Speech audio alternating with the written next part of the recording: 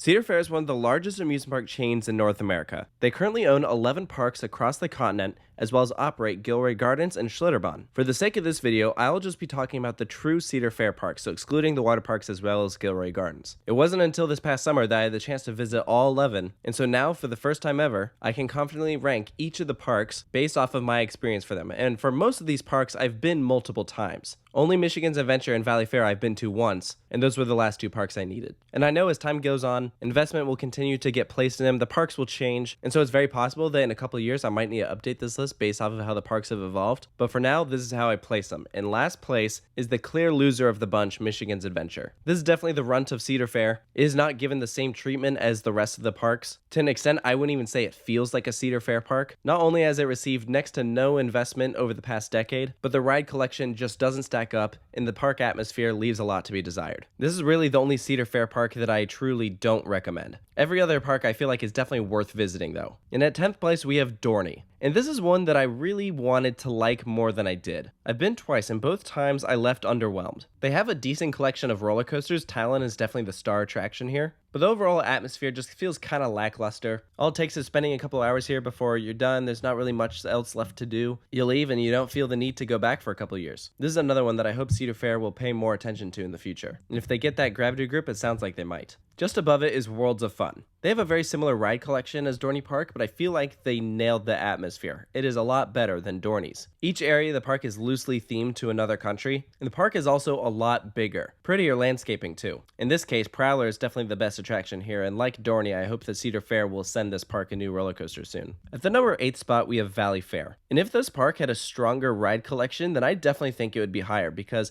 this is a really pretty park with a great atmosphere. The standout ride here is Renegade, but outside of that, not too many other roller coasters shine. If Cedar Fair invested 1 or 2 more really good roller coasters, I think this park would jump up quite a bit.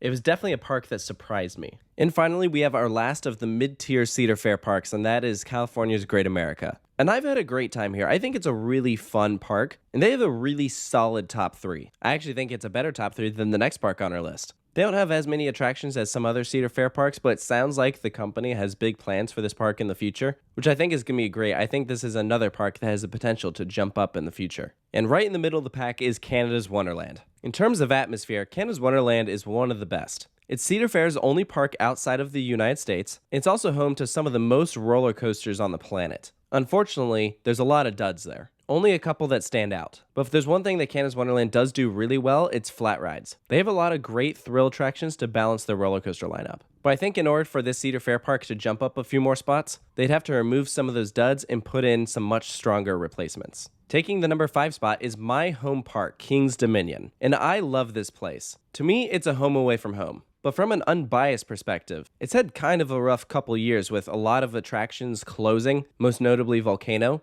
But I've seen a lot of the strides that the park is doing to make improvements and make up for it. They're paying extra attention to atmosphere, guest experience, food and beverage, and special events. And they arguably have the best top 2 out of any Cedar Fair park with Intimidator 305 and Twisted Timbers. Not saying it is the best, but you could definitely make a case in point for it. At the number 4 spot is Knott's Berry Farm, Cedar Fair's only theme park. And what a charming place this is. It's a lot smaller than some of these other parks. They don't have a ton of land to work with, but Knott's packs it in. There's so much cool history here. The Ghost Town section alone is absolutely phenomenal, but they also have a really strong ride collection. And with a Giga Coaster possibly coming within the next couple of years, Knott's just got a whole lot better. I love this place and I always look forward to visiting. So now we've made it to our top 3. At the 3rd spot is CAROWINDS. This park sits on the border of North and South Carolina, and while it may not have quite as much charm as Knott's does, it still brings home some of that southern feel. They've received a lot of fantastic additions over the past decade. Anyone who visited CAROWINDS pre-Fury would probably tell you this is one of the lower Cedar Fair parks. It's amazing to see all of the investment that the company has poured into this property, and I'm sure it's only going to continue to get better. They have a fantastic top 4, but like Canada's Wonderland, they still have a couple duds that they could remove to replace with better attractions. And a park that has done an amazing job at that is Kings Island. And this is a very strong number 2.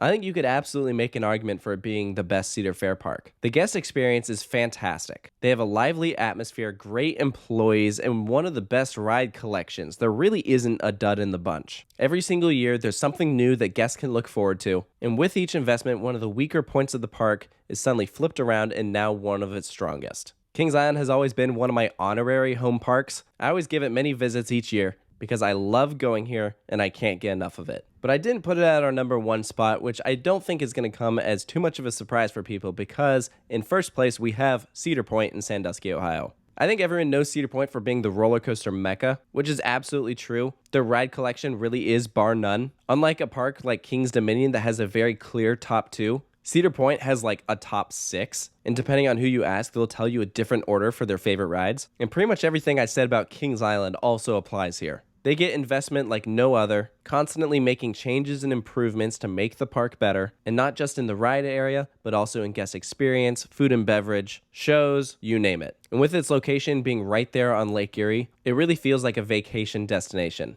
If there is a downside though, Cedar Point is so huge, you almost can't go here and just spend one day or just pop in for like a couple hours because there's so much to do here. You almost have to make it a multi-day experience, which is not a bad problem to have. It's a place that I think everyone should visit at some point in their life, and that's why it is my #1 pick for Cedar Fair parks. So I hope you guys enjoyed this video. Let me know down in the comments below which Cedar Fair parks you've been to, if you agree with my placement of them, and if you're new to the channel, I encourage you to go check out reviews that I have for each one of these parks already available on this channel. It's there that I'll dive deep into each one of these locations to tell you their pros and cons, their strongest points, their weakest points, everything that you need to know before you go to visit. So thank you so much for joining me, and I'll see you next time.